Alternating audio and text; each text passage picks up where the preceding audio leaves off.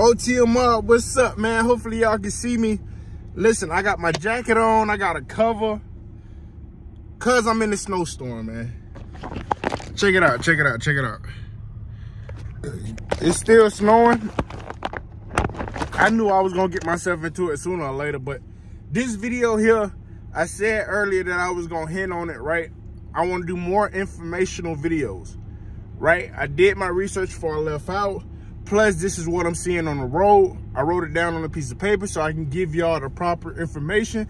Hopefully y'all like the video. And if you didn't already, go ahead and like, subscribe, hit that bell, and go ahead and share it to one of your friends or anybody that want to get into trucking. Cause we taking over this year. We taking over this year. Last year we got in the game humble. This year, and we know more about the game personally, not about what our people could teach us. We know more about the ins and the outs, especially running the business, not just sitting behind the truck driving, doing miles, backing up, whatever you want to call it. So without further ado, I'm finna get into it. All right. Where I'll put that piece of paper at. There you go, right here. Right? These are the top issues that's in trucking right now, man. Y'all bear with me. Like I said, I'm gonna try to keep it professional. I know it don't look professional because I'm in the snowstorm. Plus, I wrote these notes. I haven't had time to look at them, to memorize them, to tell y'all. But this is everyday occurrence. If you out here, you'll know this. And if you're trying to get into it, it's good to know. That's what this video is about, right? So, what I put down as my big issues: truck parking, fuel prices, rates, insurance, right? Driver shortage, that's what they said, but I'm gonna get into that. The economy, wages, right? So the first one that I wanted to dive into is truck parking. This is gonna correspond with the second one I'm gonna make, because the reason why I say the second one, I'm just gonna go ahead and make, matter of fact, you know what? I'm finna make 2 in 1, right? So this is gonna be 1.1, 1.2, all the same, in the same category as number 1 spot, right? So, truck parking. It's getting harder and harder to find parking at truck stops. If you don't stop at a reasonable time, and when I mean reasonable time right now, it's like 3, 4 o'clock. If it get dark at 5:30, if you haven't found parking at 5:30 or 5 o'clock in some parts, you might as well park on the side of the road. A lot of companies can't do that. I know that hands-on because my uncle company, which is Landstar, would not let him park on any side of the road. He either have to be at a truck stop or at a rest area or at the way station, which is a safe haven. A lot of times you run out of time trying to get closer to that spot, right? Closer to your delivery. When it might be a Pilot or a Love's right by your delivery, but you get there and you can't find parking. A lot of people don't want you to park on their property neither, right? So it's one of them, it's vice versa. The reason why I say that is a lot of places used to let us park, and then you got truckers that be nasty. Instead of pouring out the P jug, right, y'all just throw the whole jug out. Bro, don't nobody want to come to their property and see P jugs all around their property. Don't nobody want to see a golden jug every step they take, right? Be mindful of that. If you at a truck stop, go pour the P that you got in the bottle, whatever, however you run. Not everybody do that. Some people stop. Some people stop every time they see a truck stop to get food or whatever the case may be. But if you do that, pour it in the grass. Throw your bottle away in the garbage dumpster or whatever. Keep it moving, right? So in that case, we can blame ourselves. That's our fault. We can control that. But a lot of times with the truck parking, sometimes we cannot control that. With going back to what I was saying with Pilot, Love's, whatever truck stop you near, if you out here, you know what I'm speaking on. That lead to 1.2. which is a driver shortage. I'm gonna be completely honest with y'all. I try not to cuss, but that's complete bullshit. Reason why I say that. if you out here, right? And if you can't find parking at 3 or 4 o'clock because the same truck stops you used to run to now getting filled up, what does that tell you? It's not a driver shortage, it's too many drivers. The problem is not driver shortage, right? And I'm not gonna go in depth on that because this video gonna cover everything. It's basically like a big circle, so I don't want to get carried away. So right now I'm finna go back to another topic on truck parking. They said it's one of the top 3 issues in trucking, right? That's one of the top 3 issues in trucking. That lets you know how important truck parking is, right? Because they want you to park. They want you to park after your 11 hours driving. That's all you got to give. So if you're trying to get to a truck stop at 12 hours because you need another hour to get there, they're not going to give it to you. You see what the problem at with that? They supposed to come up with some hedge fund, I guess you can call it, or more funding to fund truck parking. We haven't seen it yet, but that's what they're working on. Suppose they've been working on this since 2019. It's 2023. We haven't seen it yet, so hopefully they do come on later on and come up with more parking. But at the same time, if you feeding the American people, the problem is truck shortage. Okay, cool. You add more truckers, it's still gonna be the same problem. You see what I'm saying? It's gonna be the same exact problem. You add more truckers and you add more parking, it's still gonna be the same thing. You just gonna have more truckers and less parking still. Me, what I like to do in this situation to try to avoid it, and I still wind up running into it, I try to wake up early as possible. When the sun go down, I try to find parking. That being said, so I wake up at 5, 6 o'clock in the morning, right? I try to do everything I can from 5 or 6 o'clock in the morning till 5 or 6 o'clock at night. That gives me 12 hours. I'm not going to drive all 12 hours, but that gives me 12 hours to do what I need to do. That gives me 12 hours to go pick up, 12 hours to take a 30-minute break, 12 hours to try to find somewhere to park. That being said, I only have 11 hours to drive, but I got wiggle room because I got an extra hour to try to find something to do. I'm not driving that extra hour, but I use my time wisely, right? So, for example, because a lot of people go try to come for me and say I'm not making sense. Let me break it down to you. I wake up at 5 or 6, right? That's me. I go brush my teeth, go do my pre-trip, whatever I need to do. They get that out the way so I don't have to stop no more. Plus, I get my food while I stop. So when I wake up, I go get my food so I don't have to stop anymore except when I get fuel. That limit my stop, right? They give me more time to drive. The place open up at 7 o'clock. Most places open up at 8. So I pull in there at 8. I'm loaded around by 8:15. I'm leaving there at 8:30. They give me 15 minutes to strap down, right? I go pick up another load at 10 o'clock. Right? So 10 o'clock I pick up, I'm out of there around by 10:20. From 10:20 until 5 o'clock, I have no excuse why I cannot knock out miles and try to find parking. No excuse whatsoever. That's why I say I try to wake up early, stop early. Y'all see what I mean now? The second issue that's to me, this all my order now, pertaining to me. Everybody might have a different opinion. Which one should be number 1? Which one is number 2, number 3, or whatever, yeah.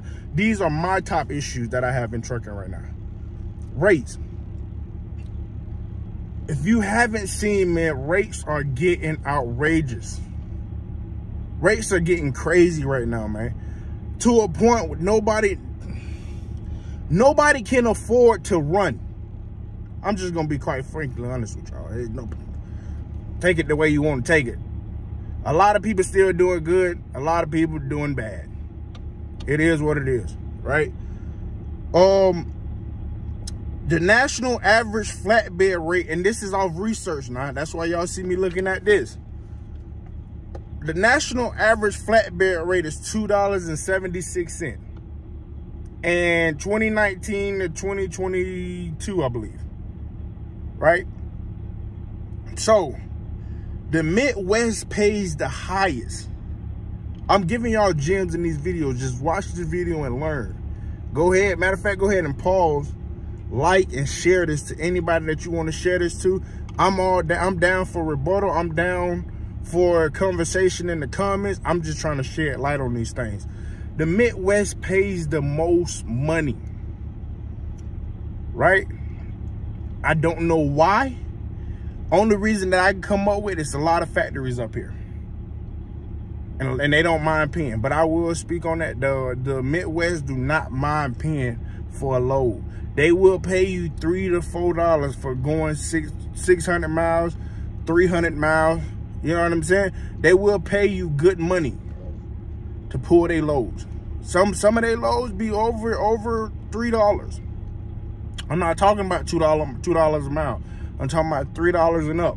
The Midwest will pay you. I can attest to that, right? If you coming out here, the sorriest,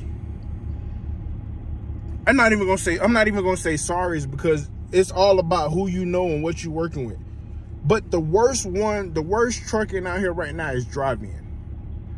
I can contest to this because I have a semi, plus I have a hot shot. The semi pulled drive-in. The hot shot pulled flatbed. I can contest to this because I'm in both. Y'all seen, I got some videos in the hot shot. I got some videos in the semi. Drive-in is the worst you can get into right now. Why? I don't know. I don't know. But they pay the worst, but expect you to do miracles, right? So they want you to go 1,000 miles for $1. So you pay me $1,000. That doesn't even cover fuel, let alone if anything breaks down on my truck, fuel, me eating. That doesn't cover any of that. That doesn't cover any of that. And if you running how you run, I'm pretty sure you put more than $1,000 in your truck a week. So just be honest, that's no money. But they don't understand this, right? So flatbed is the best one to me. Reason being, you can be versatile. You can haul general freight. You can haul cars. You can haul military loads. I guess you can combine that with general freight, but you can do all these things with a flatbed. And I'm not just saying flatbed. You got gooseneck, which is what I'm pulling in the hot shot. You got step deck. You got the traditional flatbed. They got different varieties out here for you to make money. Reefer have a set season where you can make money. A lot of people, when they get reefer trailers and they run them as drive-ins when the reefer season is over, but a lot of people don't want to use reefers drive-in trailers anymore because for some reason they say it's too small or whatever the case might be. I ran into that when I was doing load-out trailers, right? But reefer have a set season, which is produce season. You can make a lot of money doing that, right?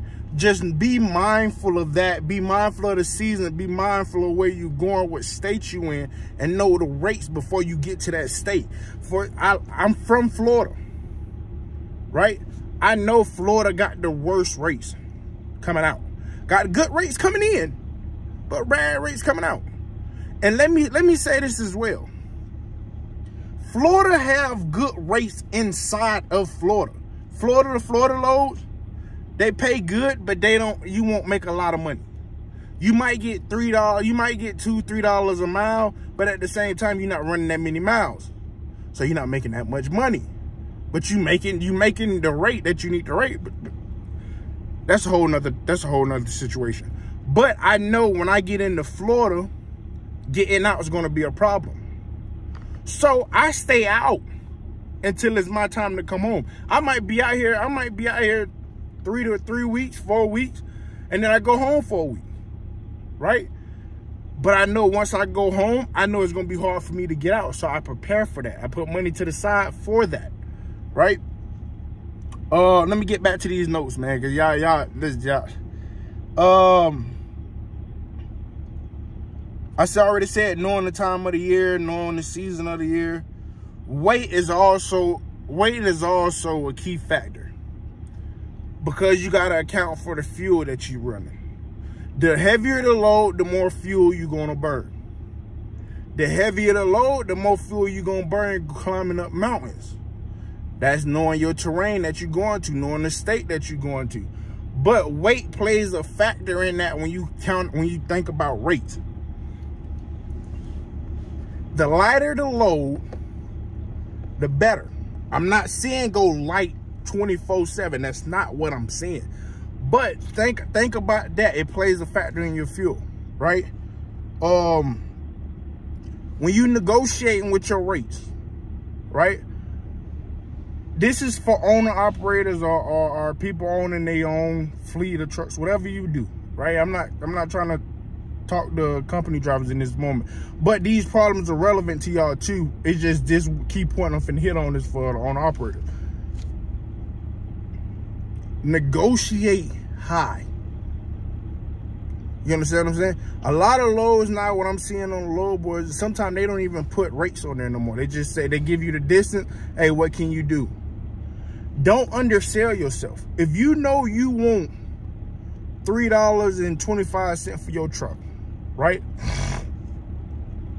Go say they got a load going to Utah, right? I'm giving an example. I don't know. Just say you got a load going to Utah. And they say, and you coming out of Florida, right? No, we already talked about Florida being trash. Say you got a load going from Utah, from, I don't want to say the Midwest because that's not too far. I'm trying to come up with a good place. Okay, say out of South Carolina to Utah, right? And you go in there and you say, okay, look, give me $3.50. You want $3.25. You say, give me $3.50. 9 out of 10, they either gonna turn you down or they gonna say, okay, look, I could do for $3. Then you go in there and say, could you do $3.40? All the best we could do is $3.25. You have met your goal because you wanted to do $3.25, but you went up high. When they went low, you went in the middle. So now they going to meet you in the middle of that middle. You understand what I'm saying? Never underbar yourself or lowball yourself, however you want to word it. Do not lowball yourself out here because they'll take advantage of you. A lot of people would sit there and say, when they ask, hey, they'd be like, hey, what can you take this load for? And you say, oh man, I could take that load. I could take that load for $900. And they come back and say, oh, I thought you was gonna say $2,700. Right? Now you done lost, you done took that load for $900 because that's what you said. And they was willing to give $2,700. Right? So look how much of a difference that is. Do not sell yourself short in this game. Know your worth if it comes down to that. If you don't know your worth, you will get ran over out here in this industry. Optimize your space. That, to me, is why drive-in's the worst trucking it is, because they'll take their whole trailer, right, and only pay you $1,000 for that whole trailer and put a seal on it where you cannot open those doors and put any else on the trailer. I don't care if it's half a trailer. I don't care if it's 3/4 of a trailer or just the front of the trailer. It doesn't matter. Once they put that seal on, you cannot break that seal, right? But if you got a flatbed, going back to what I was saying, if you got a flatbed, you could parcel your whole trailer out. I got a 40-foot trailer, right? So if you got a 40-foot trailer like I do, think about it. You could put 4 10-foot loads on here, right? That's 40 foot. And now you can stick out. You can stick out a little bit, just not too far. You put a red tape on it, you still can go, right? So when you think about it, I can add 4 10-foot loads on my trailer. Each one pays a different price. Now that rate per mile that I'm going goes up because I'm going one way.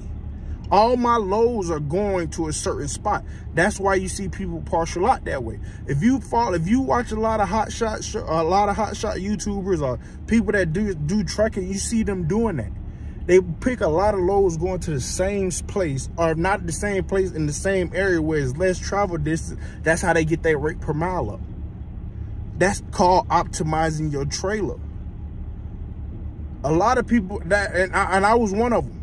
I pick a heavy load, maximize my weight, and not taking up my whole trailer. Some loads that I was taking was like 20 foot long, but they was 12,000 pounds. I don't like going over 13,000, so I only got another 1,000 to play with. When am I gonna find something that's 10 foot that's under 1,000 pounds? I'm not gonna do it that much. So this time around, and I'm telling you, I don't teach. I preach about a lot of stuff that's from my experience. I don't tell y'all anything that's make-believe. I do my research. I talk to people that I know that's in trucking, that's a valuable resource to me, that been out here. I'm not talking people that been out here 5 years. I'm talking about people that been out here for a while. Also, I do my research, right? Do my due diligence. Whatever, you know what I'm talking about. Whatever that word is.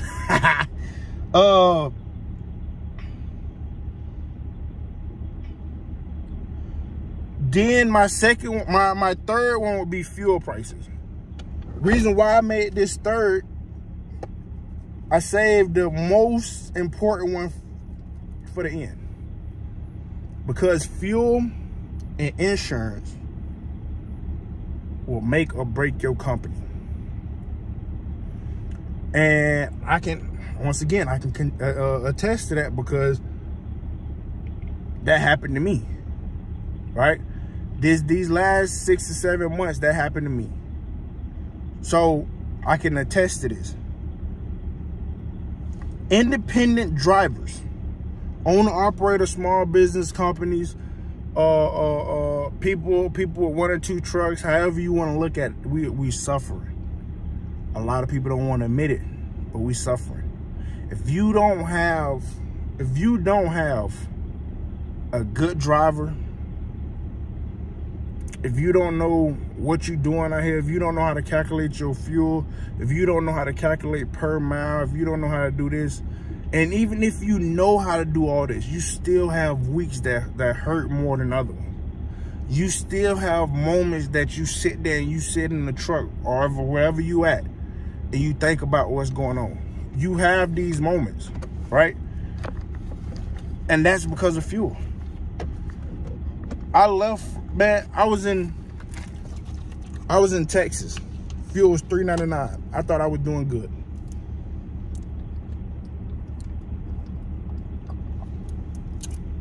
I got back to Florida. Fuel was $4.85. Think about it.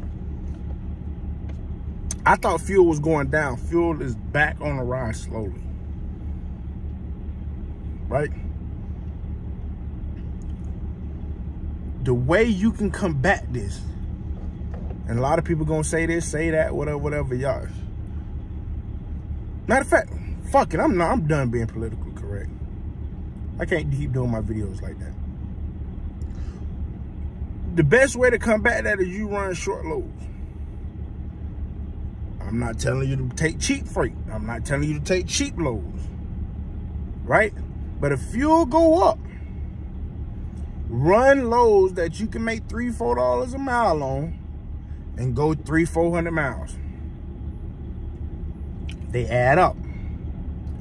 You go with $3 a mile, and you do 5 or 6 loads a week at 300 to 400 miles, right? Which you can drop off the next day if you actually run right, which you can drop off the next day. Some days even the same day, right?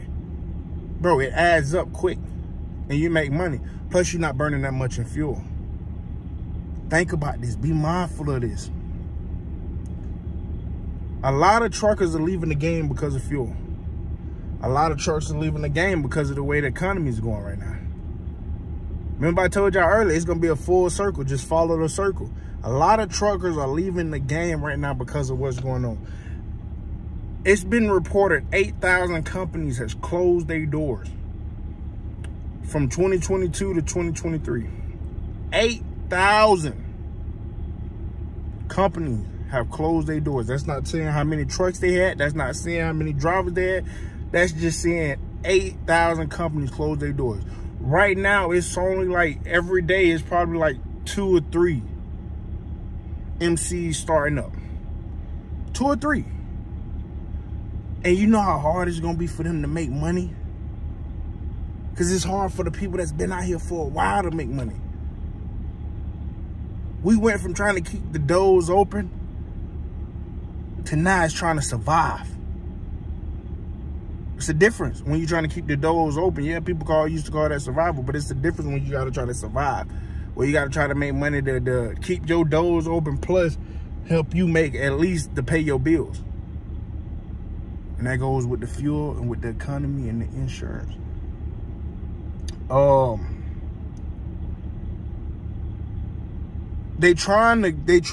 me, what they trying to do, the government trying to take out diesel engines completely off the market. I don't know when, but I got research on here on the point that's gonna hit on that. I don't know when, but I feel like there is. If you look now, you see a lot of Tesla trucks that's starting to surface over. You see a lot of these self-driven trucks. They trying to get rid of diesel engines. And that's why I think the fuel going up. I don't know if it's, I think it's, oh my God. Who's the big Wall Street top, oh my God, is it Jeff Bezos? Jeff Bezos or somebody, I forgot. They got rich off the stock market. I forget the guy name. He owned Pilot. His goal was to try to go electric. That's why the diesel price went up. That's why the DEF price went up. His goal was to try to get people to go to electric trucks. If you don't believe me, type it in. Type it in. The guy even said, the fuel commissioner even went to one of the ballots and spoke on this. When he said that it wasn't going to be right to do, and he's told him to still do it. Look it up. Type in pilot, fuel, whatever you want to do. It should pop up. By 2027, the heavy duty engine rule could take effect, which would increase the price of semis and the fuel. They're trying to get rid of the emissions. So in 2027, that's when all this is supposed to go. So just wait and see. That's all I'm going to say. Just wait and see. I couldn't find too much more information on that, but that's what I pulled up.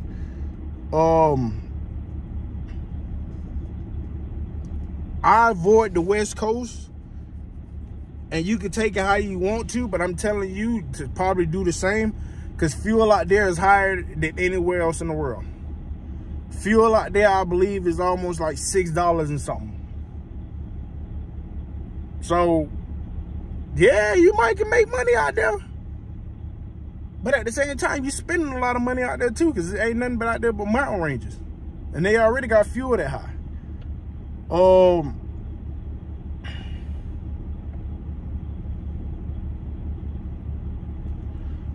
Key point, I actually wrote this down. It's crazy. Certain areas should be the focus if possible. Texas fuel is $3.99. $4.11 was the highest when I was out there. In the South, which is Florida, all the way up, I think it ends in Georgia, and it goes back high again when you reach North Carolina to Virginia. It was almost $5, right? Georgia, it get cheaper. Alabama, it get cheaper in certain parts. But like I say, once you make it past North Carolina, South Carolina in certain parts, and go like towards Virginia and all up, it's get expensive again. It get expensive again. That's why I don't try to run the East Coast neither. It's costing truckers $800 to $1,000 to fill up just to run 2 or 3 days, when it used to cost truckers $500 to fill up their truck. $500 to $600 just to fill up their truck, and that's 2 or 3 days running again. So look at that increase from $500 to $600, $800 to $1,000. That's a $2,000 to $3,000 difference, just in fuel, $200 or $300 difference. Sorry about that. $200-300 different just in fuel.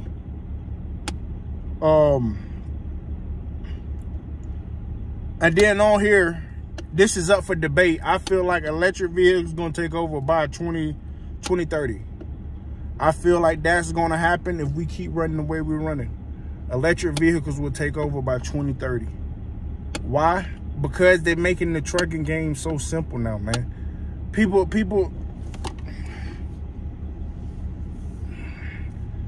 getting out here and they making, when Biden came up with that law, where it's not even a law, he just saying the truckers having a shortage.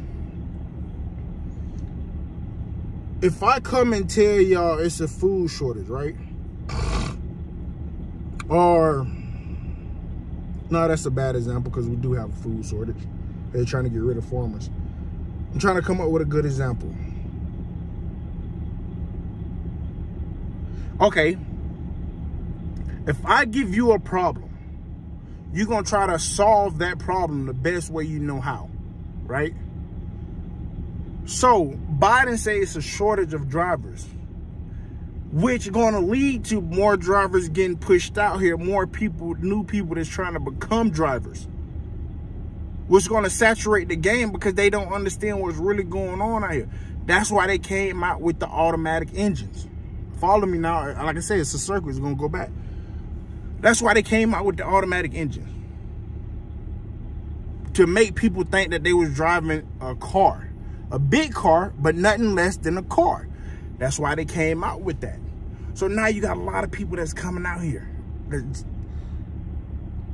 A lot of people coming out here driving these cars now. Essentially, that's what it is. It's a big car. People driving cars and it doesn't take that much to learn. Driving straight is easy. Backing up, they don't really teach you how to back up. They just give you key points to hope that you learn as you go to learn how to back up. If you think about it, you only really do 3 backings. In some areas, 4 backing to pass the test. Alley dock, what's the one? Offset backing, straight backing, and some places do parallel. Those are the 4 that you have to do to pass the CDL. They don't teach you how to do when you pull up and you at a shipper that the dock right next to it got trailers in the front of it, so you only got that much room. They don't teach you that. They don't teach you where you got to back up from the top of the street all the way to the bottom of the street. They don't teach you that, right? They give you these key points to hope that you learn as you go. So it's not hard to become a trucker. And they making it easy. So now you pushing more people in. Okay, cool. You sent 18 years old out here now. So you go ahead and change the game. Okay, you make the test harder or whatever. But how can you make it harder? How can you really make it harder than what it already is besides giving longer courses? So therefore, if you doing all this and saying we a driver shortage and you pushing all these new drivers to come out and it taking them 2 or 3 weeks, they go out here, and I'm not saying all, because some people have truckers in their family, some people grew up truckers or whatever. But what I'm saying is you pushing all these new drivers that don't really understand the game out here, right? Bro, you're making it harder. And now you got these people coming up with these electric trucks, right? And all the people got to do is sit in the truck. That's going to be the new trucking. And when I say make it harder, it make it easier for the other people, but make it harder for the ones that's actually out here right now trucking, that's going through it. You're making it harder for us, but making it easier in the long run for you. Making it easier. When I say you, I'm not talking about the people that I'm preaching to right now. I'm talking about these big companies. Think about it. If the big companies can just pay somebody just to sit in the truck, imagine what the wage is. If they paying you 50 cents a mile right now, right? Or you are owner operator and they paying you $2 or $3 a mile, right? Imagine what they got to pay you if you just sitting in the truck not working. Oh, you throw a strap here, you close the door here, you do this, do that, throw a chain here. Bro, they gonna pay us like 20 to 30 cents. Imagine how much money are these big companies gonna save. The big companies gonna get rich and the small companies gonna fade away if we keep going this way. And like I said, I'm not rambling. It's a big circle. You got to understand what's going on in the trucking game, man. And like I said, I don't know if we come together, maybe we can change that. If we come together, maybe we can change that. If you got people that stop taking these cheap freights and we stand up as truckers. Besides that, I don't know what we can do to change this. I don't know how can we fix fuel prices? How can we fix insurance? How can we fix all these regulations that they want truckers to have, but everybody else can do whatever the hell they want to do? How can we fix this? That's out of our control. Besides us coming together and saying we won't do this. We won't stand for this. That's all we could do. That's all we could do, because if we don't do that, truckers will get ran over 100% of the time. And the ones that actually do the work, the ones that are actually holding the steering wheel and putting in shifting gears and doing what we got to do, we always gonna get the short end of the stick. I hope you know that. It is what it is. And I said it before. You can make money in trucking. You can have a decent living in trucking. But the real money is the ones that's outside the truck. The real money comes from the brokers. The real money comes from to go to the dispatchers. The real money is the ones that people put stuff in motion just to get that truck rolling. That's where the real money at. You understand what I'm saying? And I love trucking. Y'all see I'm in the truck right now in the middle of a snowstorm. But as truckers, man, we need to try to fix these points right here, man. For us to get back to where we can officially make money and trucking become fun again and not less hectic, we gotta fix these problems, man. We gotta fix these problems. And that's all this video was about. I'm finna end it because it's almost damn near 40 minutes long. O.T.M, if y'all like it, share it. Let's grow, man. I'm hopefully do more videos like, well, I'm not gonna say hopefully, I'm gonna do more videos like this. More in-depth videos coming. We gonna stay grinding. We gonna stay running. And G&G gonna keep them tires bouncing, man. Hope your company do the same, man. Love y'all. Y'all keep them tires bouncing to the next video, man.